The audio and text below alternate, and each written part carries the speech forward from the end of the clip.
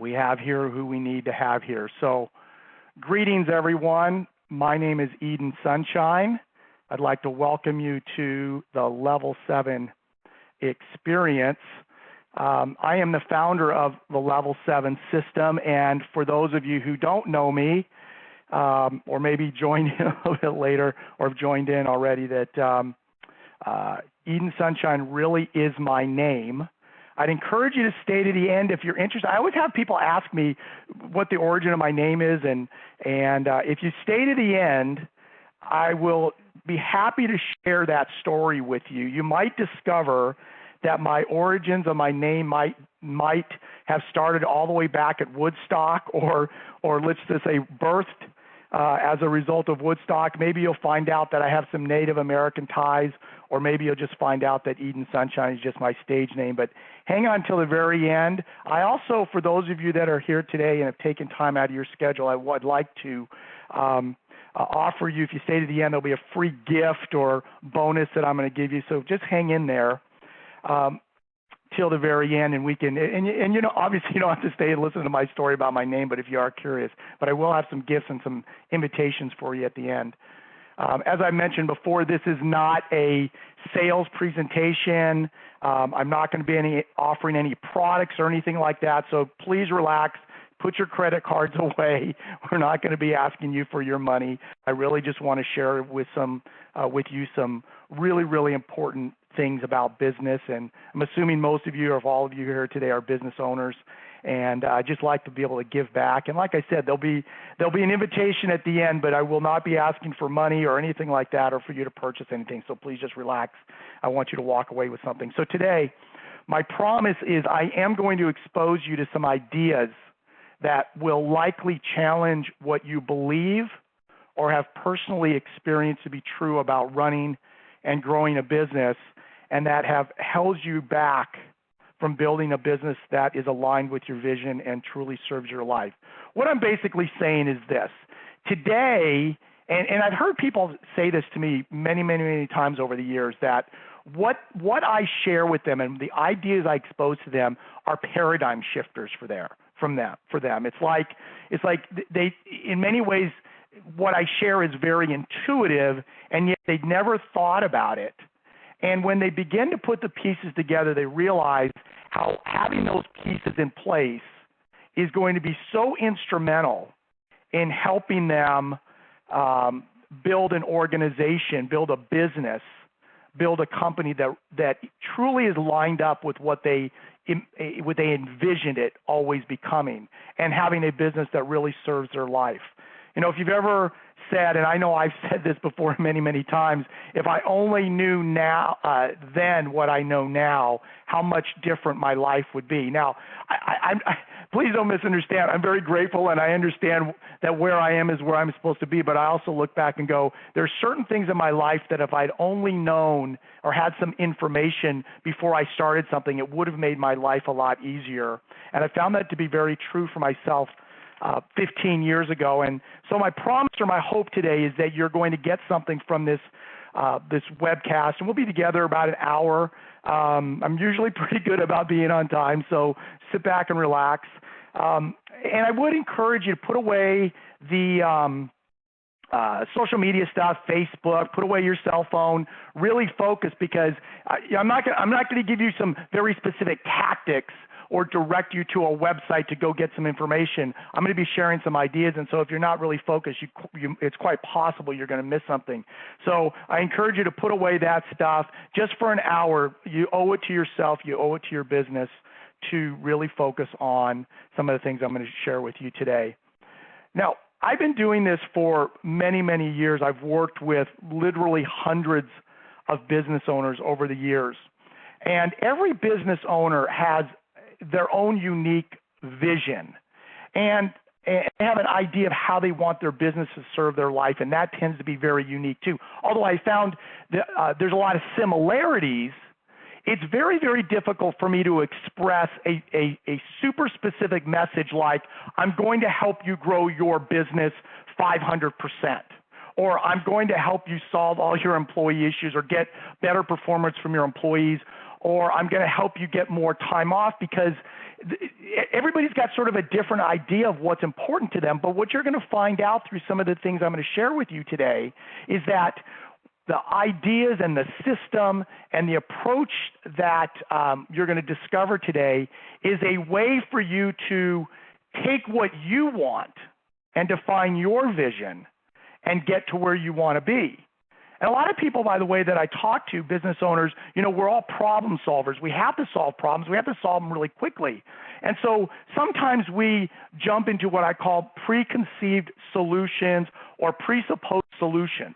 They say, I need lead generation, or I need training, or I need a better hiring system or better people. And they lose sight of, because they're so focused on this idea of what we call this preconceived idea, preconceived notion, or preconceived solution, we lose sight sometimes on the why we're doing what we're doing in the first place. And we lose sight of the vision. We lose sight of how we want the business to serve our life and what we really want it to be for us. And some of us, I can say firsthand that there were times when I got very cynical about business, like this is as good as it gets. There's nothing, I'm doing everything that I can possibly do to make the business work and to connect to my vision and have it serve my life.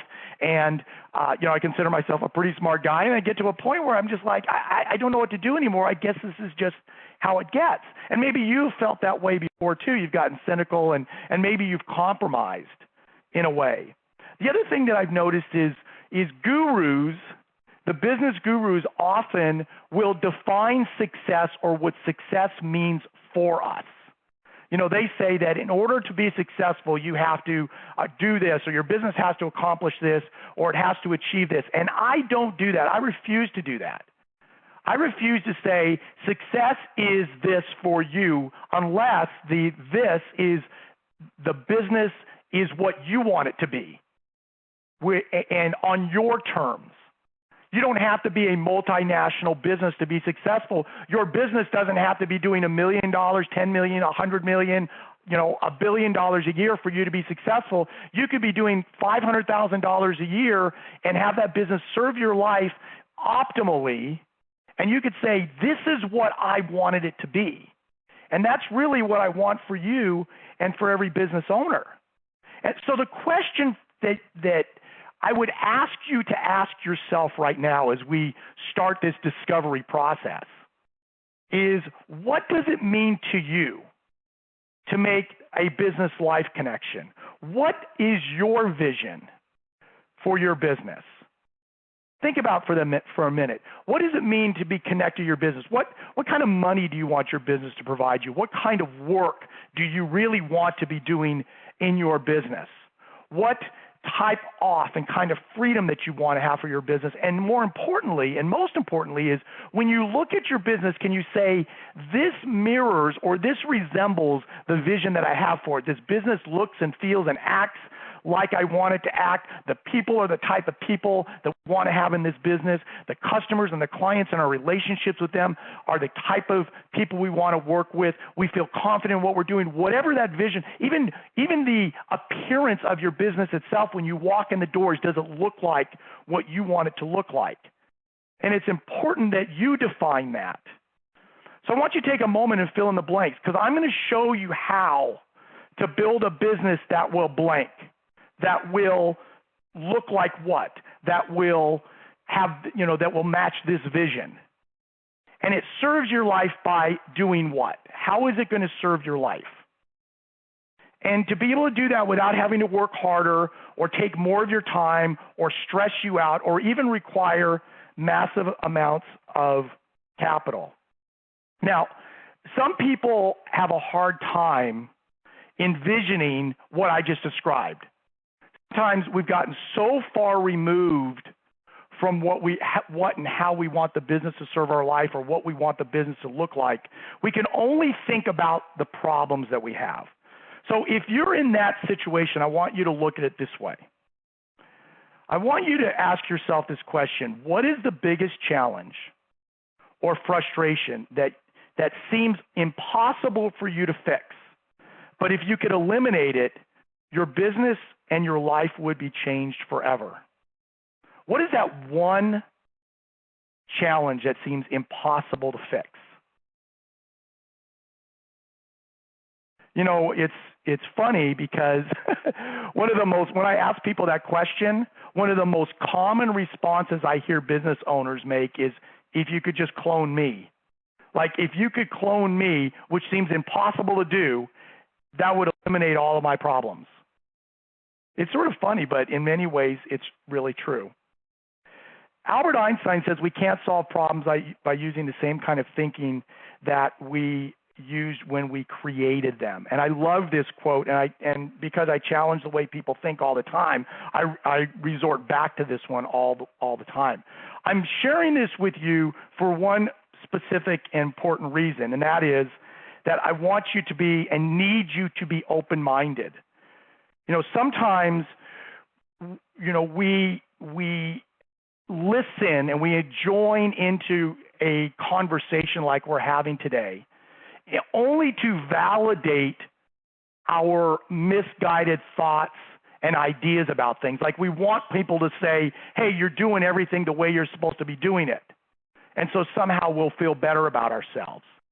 But if your business is not connecting, if it's not connecting to your life, if you're not getting to where you want to be, then we need to be open and willing to change the way we think, because when we change the way we think, we're going to change our actions. And when we change our actions, we're going to get the results that we really want. So I'm challenging you, encouraging you, inviting you to just be open-minded today and be willing just to say, to accept and receive some of the things I'm going to be sharing with you today. And I'm going to be showing you a methodology, a system, or approach on how you can get to what we've been talking about today, how to create a business that matches your vision and really serves your life. Now, for those of you who don't know me, you might be wondering, well, who the heck am I anyways? And what qualifies me to be sharing these things with you? And I'm not the type of guy that likes to talk a lot about myself. Well, okay, I take that back. I do like to talk about myself, but within the context of a meeting like this, or when I'm talking to my clients, what's more important is to listen and talk to them. So I don't spend a lot of time talking about myself unless I'm going to illustrate a point. But I've had people say over the years, you know, you really need to tell people your story because it's super relevant to them understanding how you can, help them. So I want to tell you a little bit about my background and how I got to where I am, and see if there's any relevance to what I've experienced as a business owner over the last, 19, 20 years. Actually, I've been a business owner longer than that, but my real journey of discovery started about 19 years ago. And see if you can relate or connect to some of the things I'm going to share with you. I also want you to really pay attention to see if you can figure out what I did wrong, because I'm going to tell you about some things that I did in a previous business that I really did wrong. And they were massive mistakes. They were massive assumptions that I made about how to do business, and I see so many people doing the same thing. And so really pay attention and see if you can figure it out. So about 20 years ago, I was working for an advertising and printing company here in Phoenix, Arizona. And I'd been there working for a couple years, primarily in the sales. It was a small company, so I was kind of doing everything, but my primary area of focus was sales. And I got to a point where I got tired of making recommendations to the ownership and really wanted to be in a position to make decisions. Deep down, I guess I felt like I could do it better than the way they were doing it. And so I wanted to become an owner, and that's exactly what I did. I ended up buying out one of the partners at the time, and then ultimately ended up with one other partner. There were three of us, and then ultimately there were two of us. And during the initial first couple years that I took over the business grew really fast, like exceedingly fast. We grew about 250% in just a little over 2 years. And we were on track to grow the business to about 14 or 15 million in revenue in about 4 years. So we were really rocking and rolling. And from the outside, if you were an acquaintance or a friend of mine or a client or a colleague, you probably would have looked at me at that time and said, this guy's got his act together. He's pretty successful or really successful. As a matter of fact, at the time I had a handful of clients, come to me and offer to give me their businesses. They wanted out. They were stressed out. Their business had kind of worn them down, or it wasn't functioning the way they wanted it to function. And they looked at me and they said, "Hey, this guy seems to have his act together. I just want to get out of this thing." And they were willing to give me the debt or give me the business and take over the debt. And I probably had that happen a half a dozen times over that 2 or 3 years that I owned the business. But if you were a close friend of mine at the time, or my wife, you would have known better. You would have known that things were not all that good for me. As a matter of fact, on the outside, you would have said, this guy's successful, he's doing pretty well. I was making some good money, probably better money than I'd ever been making in my life. I had a nice home. I drove expensive late model cars. On the outside, everything looked really good. But in the inside, I was stressed out, headaches, couldn't sleep. And, I felt like I was trapped and I was dying inside. Like I said, there were a handful of people that on the outside thought, hey, this guy's got his act together. But I knew it wasn't all that it seemed from the surface. My life, I guess the best way I could say it really sucked at the time. And I remember when I bought the company, I said to myself, I'd gladly give up some of my freedom and some of my time in order to make more money. And I was living to regret that about this point in my life. Now, I was still grateful, and I know my life was far better off than many other people. I'm not one of these guys that's like, things are never good enough, and I'm not grateful and appreciative for what I have. But things were not lining up. I had a vision. I had a dream. I wanted things to be a certain way, and it just wasn't working out that way for me. Every day seemed like a struggle. My days seemed to run into each other like light posts on a highway. I found myself continually doing work that I didn't want to do, and I didn't feel like I had any escape from it. I really felt like I was a slave to my business. So in hopes to try to resolve that, I figured out that maybe I just needed to work harder. And so I started to go into work earlier. I started to show up, before my employees to show up, which is pretty common anyways. But I started going in at like 3 o'clock in the morning. I figured if I got there early enough, I could get a lot of work done. I could get ahead of the game before my people started to show up and, started to overwhelm me with problem after problem after problem after problem. And I would work as late as I possibly could until my wife started calling me up. Usually it was around 6 or 7 o'clock at night, and we had young kids at the time. And she's like, when are you coming home? When are you coming home? So I had all this stress and pressure of trying to get all this work done and working hard. And the truth is, even when I was at home, and my wife would tell you this to this day, and I admit it freely, I was not at home. I was thinking about work. And on the weekends, I was trying to figure out how I was going to get out of the house for a few hours to get to the office and so I could get some work done. And I found that, even like talking about going on vacations, that was futile and stressed out. I had to do double duty to be able to prepare to go out of town. When I was gone, it was miserable because I never knew what was going to come up while I was away. And when I returned, it was very stressful. And I won't even talk about the stress that it caused on my marriage. My wife tells me to this day, and she could say it freely, but she tells me to this day that during those times, she seriously considered divorce. And I didn't even know it. I thought everything was okay. If you got a nice home, you got nice cars, but I wasn't really present in my marriage. So I thought, what I need to do is I'm working so hard. So I started to look for people to help out in the business. And we already had, 15 employees, 50 office staff. We had 120 field personnel. So we already had a lot of people, but I needed some key people in my business. So I went out to find some key managers, some people to help out and maybe take over some of the responsibilities that I had, some of the stresses that I had to take on and some of the jobs that I had to do. And so I went out and I sought some really good people, and it cost me. You can't hire good people and not expect to pay them. And, I thought I found some good people, but, and I had some pretty good hiring practices. I'd even learned back then to be slow to hire, fast to fire, that kind of thing. And so I thought I was screening people well, and I thought that I was, really identifying the qualities or characteristics of the right people. But you know what I always found? I found out almost universally true that people oversold their capacity.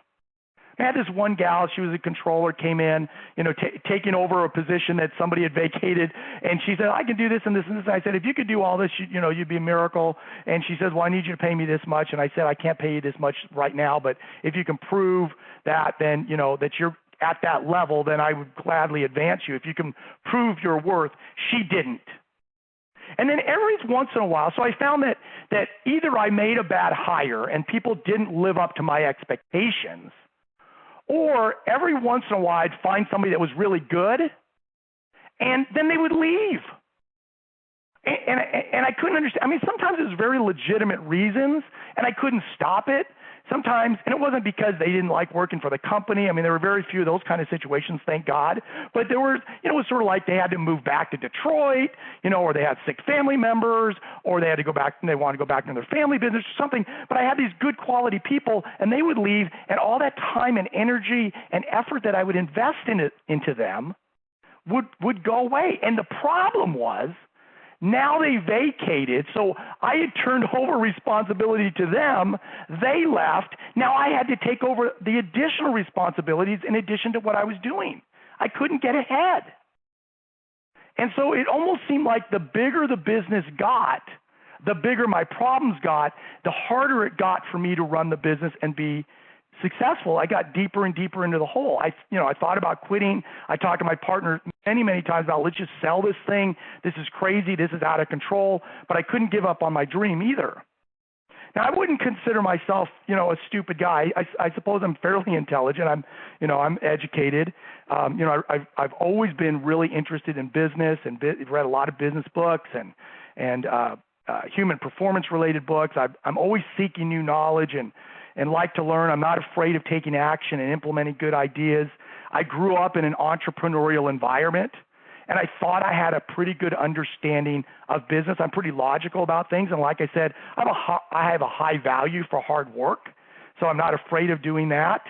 And I'm very persistent. I joke sometimes that if I was on the Titanic while it was sinking, I would have had a Dixie cup and trying to bail the water and saying, come on, guys, we can save this thing. I don't quit easily.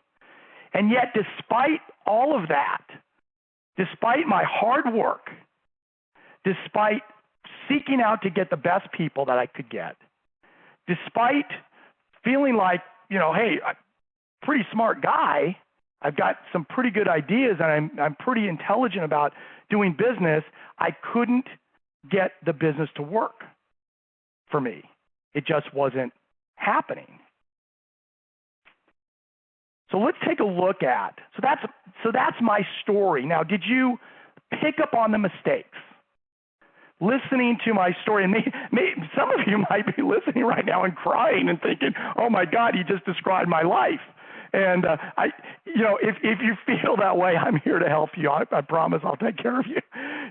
If you want that kind of help. Some of you could probably relate to some of the stuff. Some of you maybe are just completely like, I don't know what this guy's talking about. Life has been golden for me. I wouldn't want to live his life. But did you pick up on the critical mistakes that I made? Did you catch them? They're not all of them, by the way. I didn't tell you all my mistakes. I just shared some of the big ones. So here's the first one. Working harder doesn't necessarily mean I would be successful. Doesn't necessarily mean you'll be successful. I've met a lot of very, very, very hardworking business owners. In fact, some of them could run circles around me. And the very fact that they're super hardworking people could sometimes be their curse. Like they just keep taking on more and more and more and more and more, working more hours, doing more of that kind of stuff. And this is what I discovered in hindsight, being 2020, if I only knew then what I know now, that I was really doing the wrong work. That what I was doing is I was focused on doing the work in the business. I was scheduling, I was selling, I was dealing with employee problems. I was, auditing paychecks. I was doing all the work in the business, but I wasn't building a business. I wasn't spending any time or energy doing that, and I thought I could somehow work my way out of the problem. And you can't work your way out of it if you're not doing the right work in the business. I'm curious how many of you figured that out as we were going through it, that I was doing the wrong work, or I was working too hard. There's different levels of work, and just in the interest of time today, I'm not going to get into that, but there's different levels and types of work that we do in the business. But I want to leave you with this idea that your job as a business owner, as an entrepreneur, is not to be doing the work in the business, but to be building a business. To be building a business. My dad used to say to me, and it was very, very good advice, not totally complete, but it was good advice. He used to say, build a business so that you can sell it. Build a business so you can sell it. And that helped me create a paradigm about working on building a business. Mistake number 2, hiring talented people didn't necessarily equate to building a successful enterprise either. See, here's a reality. People are going to come and go in a business. It is a foregone conclusion. You cannot stop the reality. You might even keep people for 20 or 30 years, and then they leave, they retire. Sometimes people die. As morbid as that sounds, I've had people in my business before, key people that suddenly died. And all of their skill and experience and knowledge and talent and value that they brought to the business, if they were good, left with them. And if they were mediocre and they left, they still took all that time and training and energy we invested into them, and they left. I always tell people that come to work for me, even to this day, there's going to come a point when we're going to part ways working together. It's a foregone conclusion. I hope that when we do that, we can do it in an equitable way, and that it's a good situation. I hope that I can give you a gold watch in 20 or 30 years, or you can retire, whatever. But the reality is people are going to come and go in your business, and they're going to leave massive gaps, as they did with me, because when we bring somebody into our business, either in hopes of offloading some of the work that we do, or in hopes of taking over opportunities to expand your business, when they go, it's so difficult at times to find a ready replacement they can pick up right where they left off. And so if you're creating a people-dependent environment, you're setting yourself up for disaster like I did. I also learned that I was winging it, and I really wasn't absolutely confident that what I was doing was going to work. And if you know me, and if we've had a conversation before, you've probably heard me talk about this before, that the reality is most business owners are winging it. I don't consider myself an exception in the sense that I'm exceptionally bright or exceptionally talented or anything as it relates to business. I've met far more talented people than I am, smarter people, much more experienced people than I am in business. And when it really comes down to it, if we really are being honest with ourselves, every day that we go into business, we're just hoping that we figure out the next best move without any great confidence that what I'm going to do today is going to produce the result that I want. And that's what I found. I was just trying everything and anything that I could do to try to be successful. And in the end, what I discovered is I was winging it, and most people in business are just winging it. So the end of the story for me was very simply this. I came to an impasse with my partner, and the stress maybe was too overwhelming for both of us. The plans that we had to grow took its toll. I would like to say it probably took its toll on him more than it took on me, because it was my vision, not his.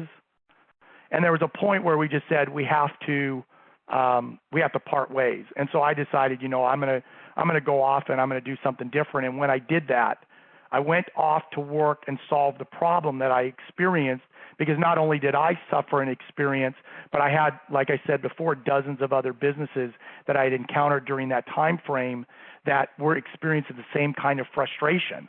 And I said to myself, there's got to be a way to do things different. There's got to be a way that we can get past the reality that most businesses are going to fail, and all the statistics you've heard before, 96% are going to fail in 10 years, 80% in the first 5 years. I've even heard the numbers are higher now. But I think it's even worse that we're not building businesses that really match our vision. We end up compromising. And so I went to work on solving the problem, and that's when I discovered the Level 7 system. I want to share a story, and some of you have heard the story about Joe before, but it's worth sharing again. I'm going to share a story about Joe as an illustration of what to do right.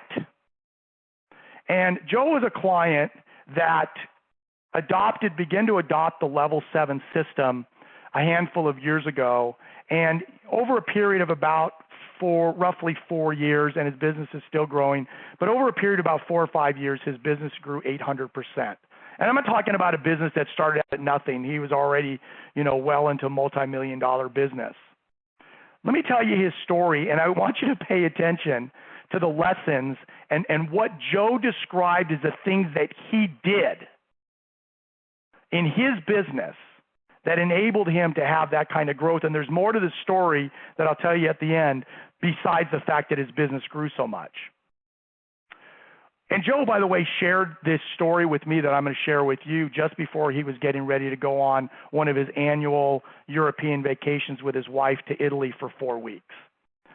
Joe was in the manufacturing business in Ohio. And by the way, when I bring up manufacturing, some people say, well, what kind of businesses does Level 7 work in? And it works in all types of businesses, whether you're a chiropractic business or in a burglar and fire alarm business or financial services or retail or restaurant or, you name it. We've even helped consultants. We've worked in nonprofit organizations. We've worked in, like I said, manufacturing. There's no limitations. The principles and the application of Level 7 applies in every type of industry. It always has and it always will. Joe had earned a rather modest account from GE. He's up in the Ohio area, and so GE approached him and solicited Joe's company to provide services to GE. And it was in the hundreds of thousands of dollars of business, but it was modest in terms of all of the potential volume that GE did in this particular line. Joe is in the adhesive manufacturing industry. And so GE came to him and they screened his company, they screened him, they wanted to find out, is this the company that can do work for us? And they hired his company. And as the contract was solidified, Joe, being a very curious guy, asked the folks at GE this question. He says, why are you doing business with us? Why did you select us? We're a relatively small company.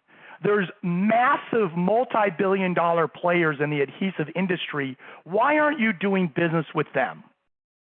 And this is what GE said to him. He said, it's like two schoolyard bullies, fighting on a playground. GE has their way of doing things. This other company, these big companies have their way of doing things, and they don't play well with each other. They're not flexible. So the folks at GE says, we come to small companies like yours because we know that you'll be flexible and adapt to the way we do business, to our systems and the way we do things. So Joe goes on doing business with GE for, continuing on year after year. And every year they have sort of an annual meeting to review what's been going on, and they want to make sure that Joe's still got his ducks in a row and everything is going well. So Joe had been dealing with GE for several years, and they came in for their annual meeting, and somehow they got on the conversation about systems, the subject of systems. And Joe explained to the folks at GE his systems approach. And basically he said, we have a system for everything.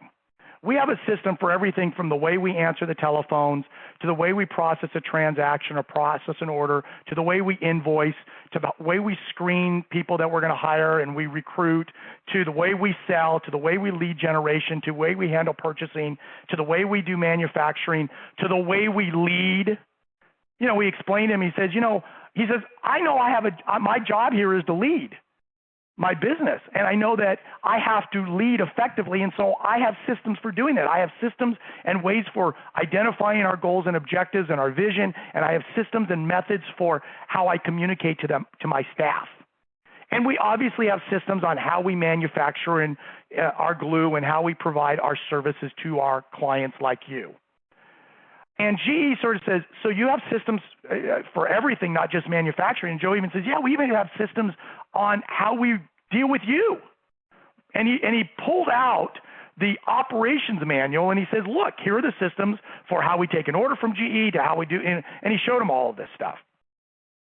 And he explained to the people at GE how he trains his people on the systems. He says it's not just about his documenting his system. It's not about that. It's about making sure that people are trained and capable and competent with those systems. He explained to them that he trusts his systems. He knows that the way they've developed them ensures that they're going to get the results they want. They know that if they mix an adhesive batch a certain way using the recipe, they're going to get it a certain way. They know that if they process a accounts receivable a certain way, it's going to get the result they want. And he also talked about how he trusts his people to follow the systems, how he created this ironclad process for accountability. He could say, it's not enough that my systems work and produce the results. I have to know that my people are going to follow them. And then they got on the subject about results. And he says each person in his company has specific goals and objectives for their positions, which they communicate and monitor. And he said when his people begin to understand that they're not just there to go through the motions and do just day-to-day stuff, but each job is intended to produce a specific result, they saw that performance of those people go up dramatically, and they have methods and systems for communicating where people are at in their performance. And he also described to them, he said, but it's not enough that we have systems. We understand that the key to the success of our business is dependent on the quality of those systems, and if we want to improve our business, we improve our systems. And he explained to them how he has a management team that is focused on every day working on improving those systems. Joe says that our managers work very differently than most managers in business. They look at their systems and they said, how can we make this better today? And how can we improve the performance of our people? And how can we make sure that our people are living up to our culture? And he explained that they even have a system for how their managers manage. Joe even explained to them how he spends his time. He says, I don't spend my time doing the stuff that most business owners do. He says, I spend most of my time implementing level 7, and he explained the level 7 system to GE. And I was talking to Joe, I'm like, I hope I get a call from GE, although I don't know if I can handle GE. They're a little big for me right now, but the principles would apply. And here's the cool thing about it is the folks at GE were blown away. And when Joe described that to me, he says, Eden, you have no idea the expressions on their faces and the reaction. Like they looked at me and they said, we've never, ever heard anything like this before, especially in a company your size. He says, GE's got, results. We're a very results-focused company. We've got processes and procedures. But the way you describe the way you're doing things, you sound like a big company in a small business. But they said it doesn't feel like a big company here. It feels like a very family-oriented business. And Joe says, I did that with intention. He says, I don't want to be GE. I just want to be a high-performing, consistent, predictable business that works the way that it works.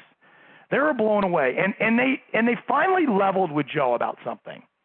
They said, Joe, and I don't think they put it this way exactly, but they said something to the effect of, Joe, when we hired you several years ago to do work for us, one of the things that we didn't tell you is this: we hired you, Joe, not Joe's company. We interviewed you, and you appeared to us to be a stand-up guy that we could count on. But at the first instance that you dropped the ball, we'd be done with you, because that's how it is with small companies like your companies, like of your size. Really, really super dysfunctional. We fully expect you guys to drop the ball, and that's why we have 5, 6, 7 other vendors doing the same thing that you do, because we can't ever count on anybody because the owners drop the ball. They get tired, they get stressed out, they lose focus, they take their account for granted, and they lose the business. And they said, but we've seen something in your company unlike anything else we've ever seen before in a company your size. We see that you have a business that is not dependent on you. We see a business that is high functioning and high performing, not because of what you do every day, but because of what you've created in your business. And as they were leaving on that last meeting, they said, Joe, you're going to be getting a lot more business from us. And Joe said, well, what do you mean by that? And they just said, let's just say it's going to have 6 zeros behind it. And he has subsequently got a tremendous burst in business just from the GE account as a result of these things. So what are the lessons from Joe's story? Well, number one, systems produce the results. There is a system for everything, and his people are trained to follow the systems.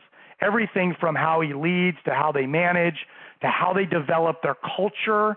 So often when we talk about systems, and systems is becoming a buzzword in the business world now, and people are very limited in their thought process about it. They think it's all about checklists, and there is some truth to that. But systems drive everything. It perpetuates a culture. It makes sure that the heart of your business is just as important as the brains of the business. The systems being the brains, the culture being the heart. And so level 7 ensures that you're creating this environment where it's not just about the brains of the business, but the heart of the business. It's what differentiates. Everything from how you decide how you're going to market and who you're going to market to your conversion, to your lead generation, to your hiring and recruiting. Everything has a system. As I said before, how you answer your telephones. Lesson number 2, he established high levels of accountability and absolutely trusts his people to follow through with their commitments. You can have all the systems in the world, but if you haven't created an environment where your people are absolutely accountable for the work that they're doing and what they've agreed to, then the systems have no meaning. And that's what Joe did through his process. Lesson number 3, Joe's people have very clearly defined results and expectations related to their roles and positions. And I can't downplay the importance of this.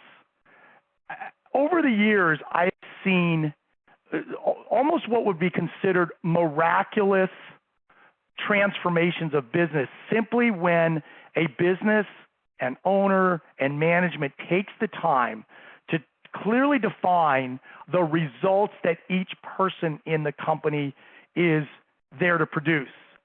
See, most people, whether you realize it or not, employees in your business, are going through the motions with no focus. They're just doing tasks and activity. And they're not thinking in terms of the purpose of their position or the result they're accountable for producing.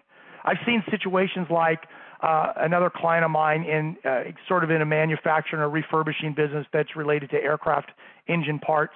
And they were having some massive quality control problems. Like 8% of the work that they were sending out was coming back with some kind of quality defects.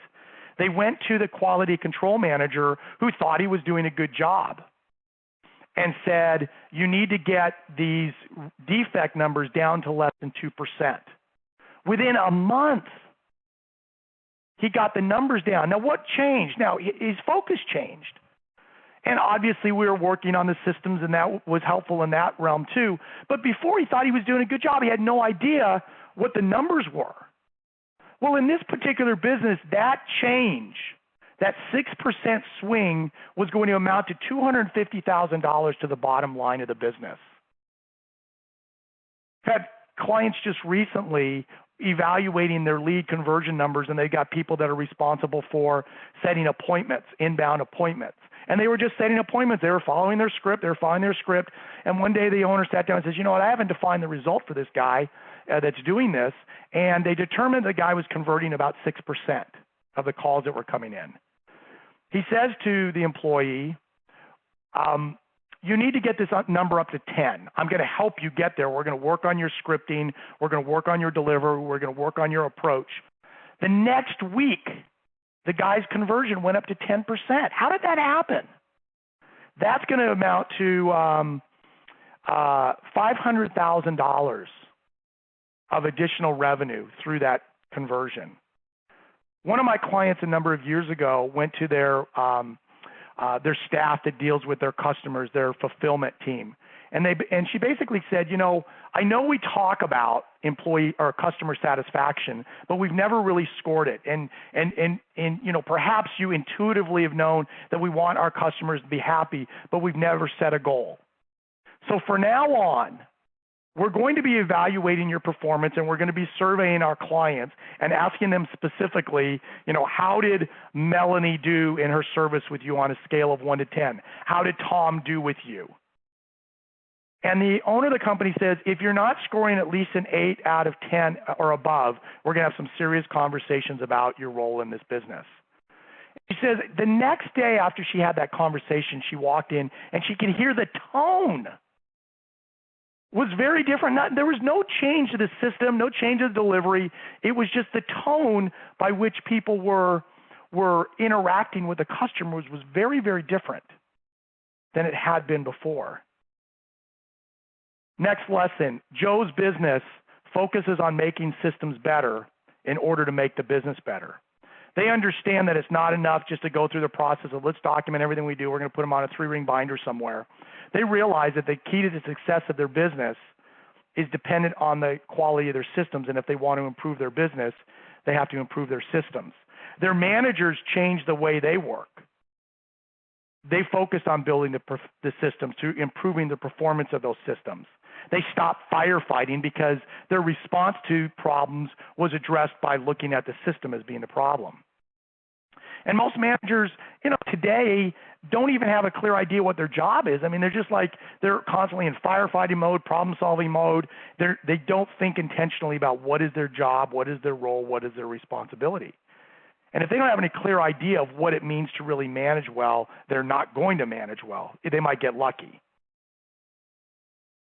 Next lesson, Joe redefined his job and focused all his energy on effectively leading and managing.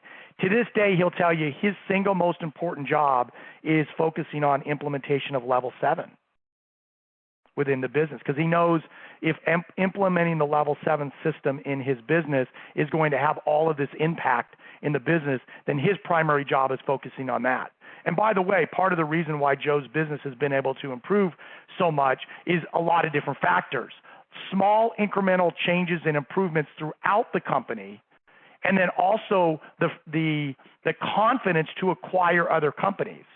Now, I'm not going to, by all means, his growth was not attributed all to acquisition, just a very, very small percentage of it.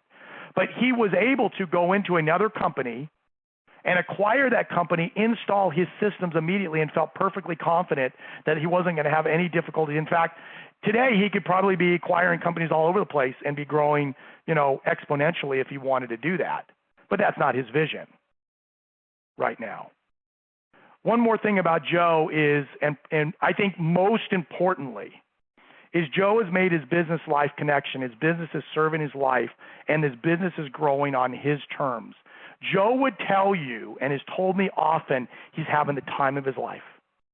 He takes days off when he wants to take days off. I'm pretty sure he doesn't work on Fridays anymore. He spends, he's learning Italian. He's probably fluent at it now. And he goes to Italy every year with his wife for 4 weeks. I don't know. I think he could probably go longer, but he loves his business so much that he hates being away for so long. But he vacations a lot. And I won't talk about how much money Joe's making, but let's just put it this way. Many of us could retire on 1 year's salary of what Joe's making now. But it's not about the money for him. It's about this joy that he's having because he built a business on his terms, and it's really serving his life in the way that he wants. So what exactly is a level 7 system? Well, I'm going to tell you this. We get thrown in this category of it being consulting or coaching, and it's really not that. Level 7 is really a system. It's a methodology for doing business that's designed to take the guesswork out of how to build a business, how to grow a company. It's a system for building great businesses, and what we do is we help people install that system. When they say, hey, we're going to consult you and help you, we've actually helped them install a system. It would be like saying, hey, we just bought QuickBooks, and we're going to use QuickBooks for our accounting, and consulting would say, here, you need QuickBooks. And you say, okay, great.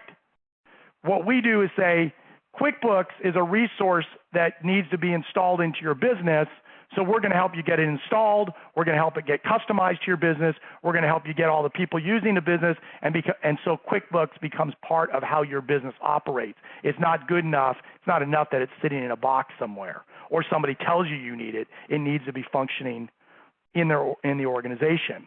The Level 7 system helps business owners who feel like they're pulling the wagon themselves. I don't know if you've ever said that before. I used to say it all the time. I've heard clients say that to me. It's like, sometimes I feel like I'm the only one pulling the wagon. I go to work every week thinking I've got to figure out a way to make sure that everybody gets paid, like I'm working for everybody else. The Level 7 system helps people make that shift, to get people enthusiastically engaged in the vision and the direction of the organization. Level 7 system helps maximize employee performance by creating clear and concise performance expectations like we talked about, and the systems and tools to help people get there. Level 7 system helps people dramatically improve employee and business productivity and profits by creating consistency, eliminating reoccurring problems and frustrations through effective systems design and innovation. We help businesses go through the process of becoming systemized, but more importantly, embracing the culture that says we need to continue to make sure that we're building on our systems and making them better every day. Level 7 system eliminates drama, people-related problems, breakdowns, and accountability by creating a compelling culture and a high-trust environment.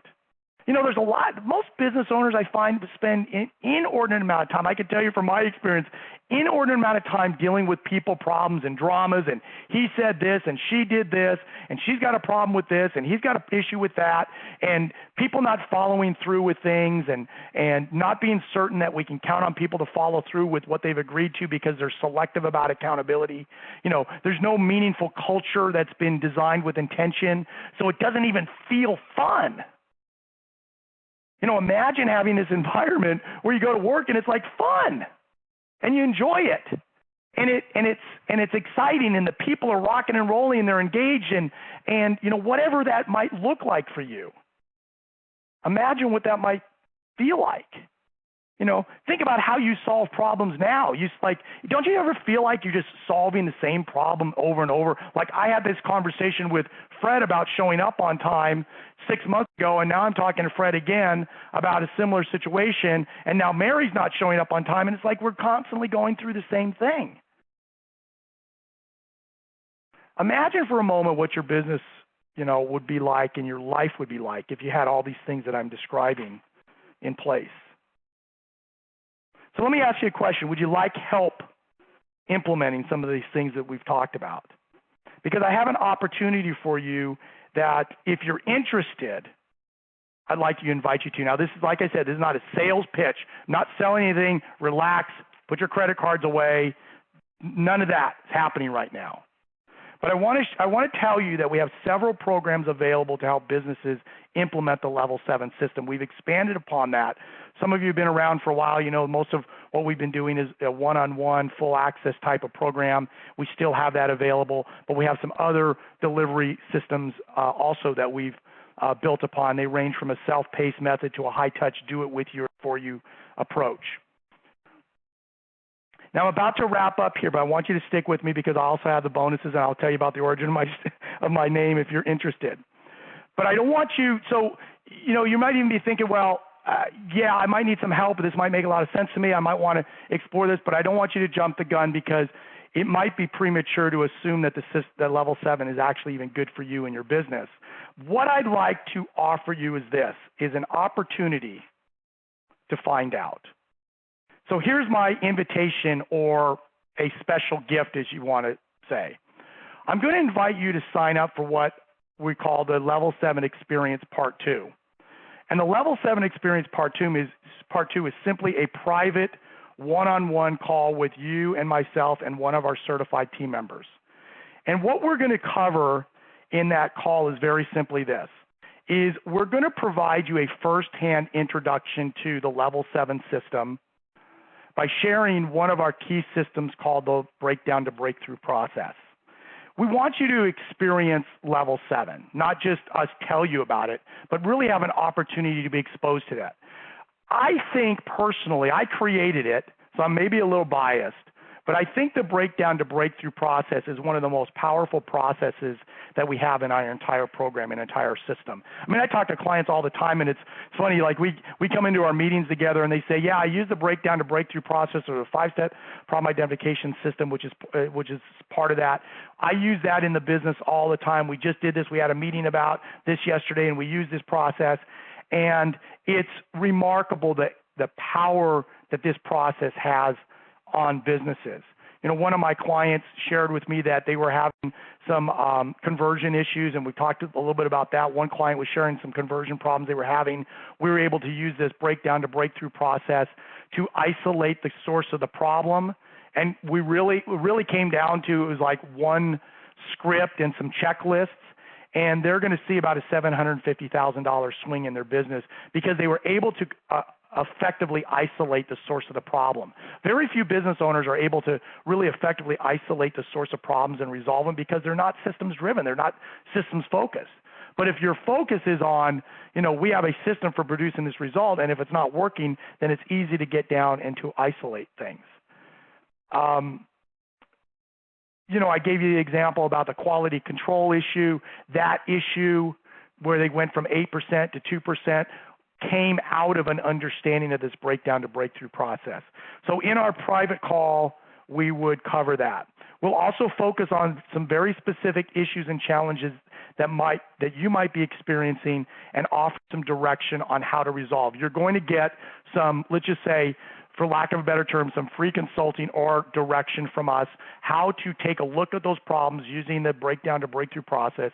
So regardless of whether or not we proceed with the next point in the conversation, you're going to walk away with some direction on how to solve maybe some of your most key pressing problems. You know, going back to that question I asked, you know, earlier, if there was one thing in your business that seems impossible to fix, but if you could fix it, it would change your business and life, you could bring that to our call.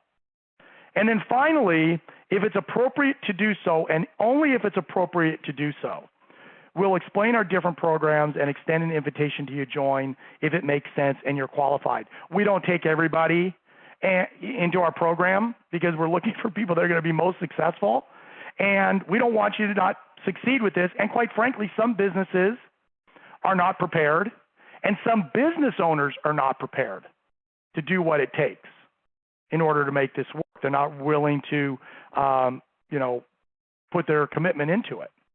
And the ones that succeed, like Joe and the many others that we've had great success with, are qualified. So only if it's appropriate to do so. If we don't get to that point in the conversation, that's fine. There's no obligation in any way. This is just a way for us to introduce this to you. Now, let's be honest. I'm being perfectly candid with you today. I've shared my heart about my experience. If there's an opportunity for us to look at a way to engage and it makes sense, we certainly will welcome that. And that's part of why we do this. But if it doesn't make sense, we're happy to give you this information so that maybe as you move forward in your business, you'll be more equipped with some tools and some resources and some ideas that will help you begin to break through where you might feel like you're trapped and frustrated with your business. So how do you sign up? Really simple. Go to www.level7business.com, level7business.com. It's going to take you to an interface to schedule a meeting. And there's lots of times on the schedule. You can get in there and do that. And then you'll get a confirmation. And that meeting is will be about an hour for us, 45 minutes to an hour, and you'll get a confirmation. So go ahead and go there right now if you want to set up a time for us to do that. Now, I have one other special bonus for you.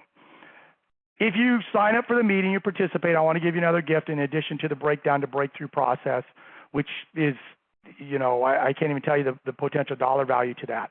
I'm going to also send you an infographic on the key areas of management or business attention.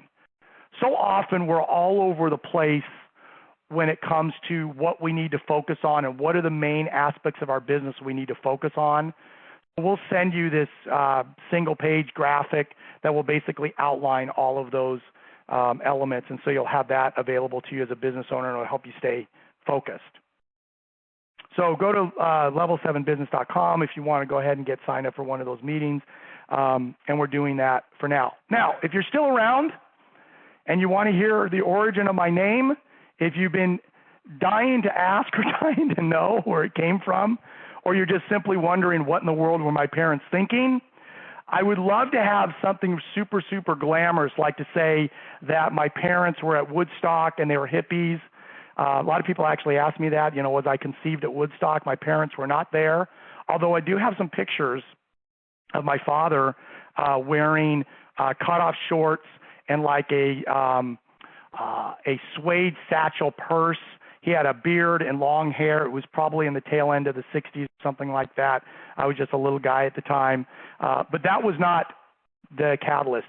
Our family does not have Native American origins, and it is not a stage name.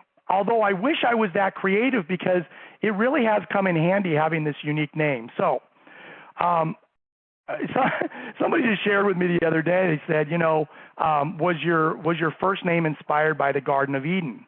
And I said, yeah, my mother was fairly spiritual, and when she looked in my eyes, she thought, man, looking at him is like paradise. He's such a beautiful baby. And of course, the Garden of Eden was paradise. And so she was inspired. I'd like to say that that's where it came from, but it did not.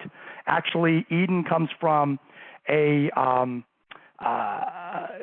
British politician back in the late 50s and early 60s by the name of Anthony Eden. And he was a terrible politician. He was sort of a role model for many of the politicians that we have today. And I don't know what made him terrible, but maybe he was one of the higher political elites, or he was unethical, or whatever. But she liked the name Eden, and so she decided even before she met my dad that she was going to name her child Eden. Sunshine is actually an Americanized name. My grandparents came through Ellis Island. I actually have a little bit of research on that, a manifest that shows my grandfather and his five brothers and sisters and his parents coming across from Eastern Europe on the U.S. France, supposedly coming out of Poland. Now, the city that's listed on the manifest is technically not in Poland now. It's in Russia. So we don't know if the origin of the name was originally Russian or Polish, but it was Zinshine, according to the manifest, and I'm actually told that that's a Russian origin, which doesn't completely surprise me. So for those of you that stuck around and wanted to hear the origin of the name, that's the story, and I'm going to stick to it.